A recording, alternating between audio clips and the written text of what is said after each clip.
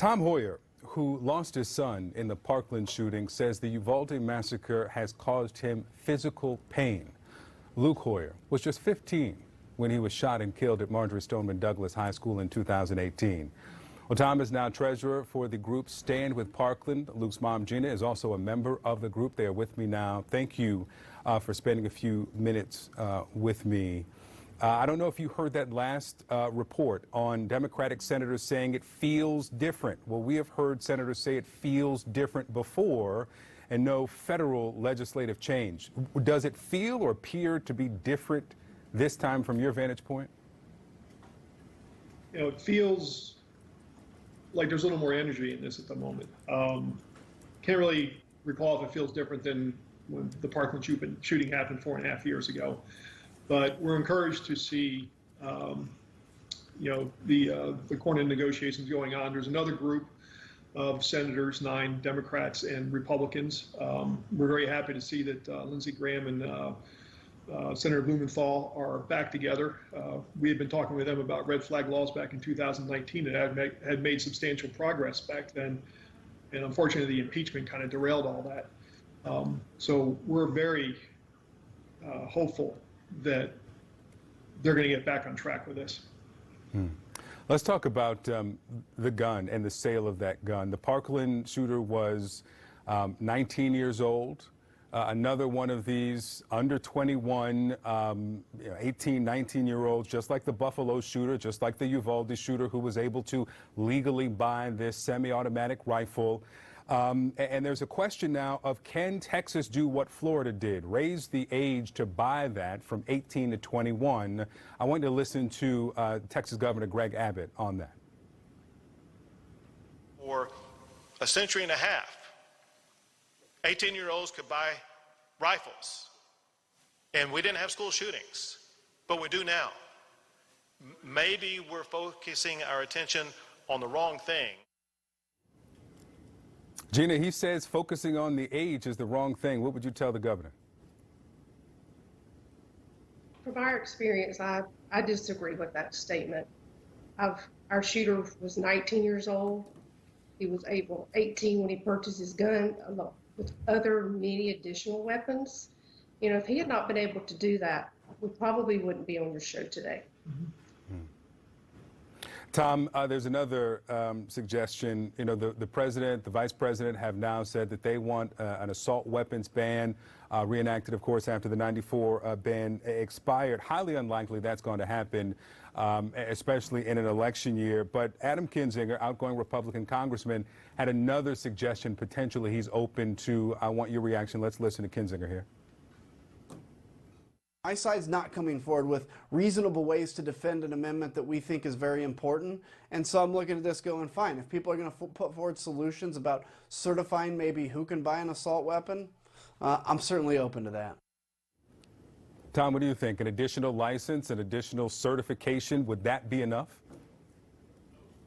Yeah, assault weapons are just an unusually dangerous weapon. So, yeah, something like that would certainly help.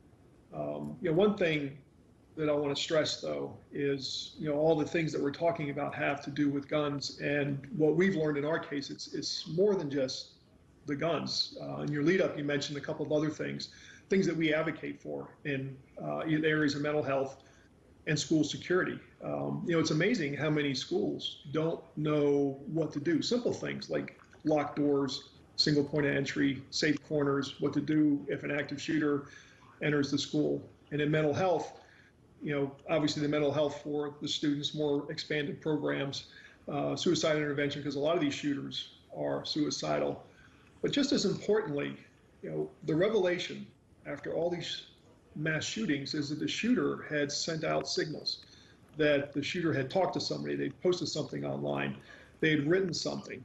And we have to find a way to help identify those things, those kinds of people, and mitigate before they get to the point where they shoot. And the National Threat Assessment Center, which is the same group for the Secret Service that looks for threats against the president and Congress, has been studying school shootings for over 20 years. And they have a lot of good information that we need to get out to schools and school districts and communities so that they can learn how to see and detect and mitigate some of these shooters before any of this happens.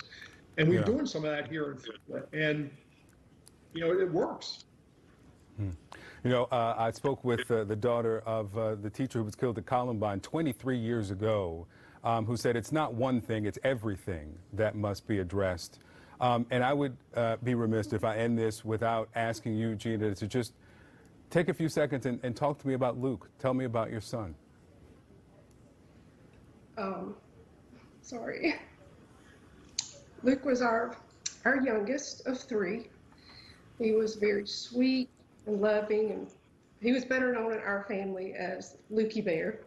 That was the nickname I gave him. He was young. He was funny. He always made people laugh. He was our surprise baby. And I used to always say to Tom, we used to watch him play, and he was so funny and being cute as always. I'm like, Tom, what would we do without him? He was our surprise baby. And little did I know I would be having to face that reality. And I miss him so much. The families of Uvalde are just gonna be in shock forever. I still can't believe I say my son is gone. Just when when people ask me how many kids I have, that's one of the hardest questions. He was a great kid. He is missed dearly. Well, we obviously are sorry for your loss, and I thank you for taking a few minutes, not just to talk about policy, but to talk about your boy, who would be a man today. Tom Hoyer, Gena Hoyer, thank you. Thank you, Victor.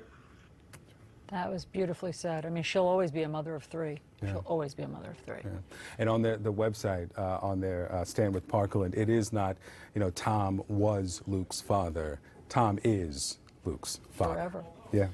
So gun violence continues across the country, even while the country mourns the massacre in Texas.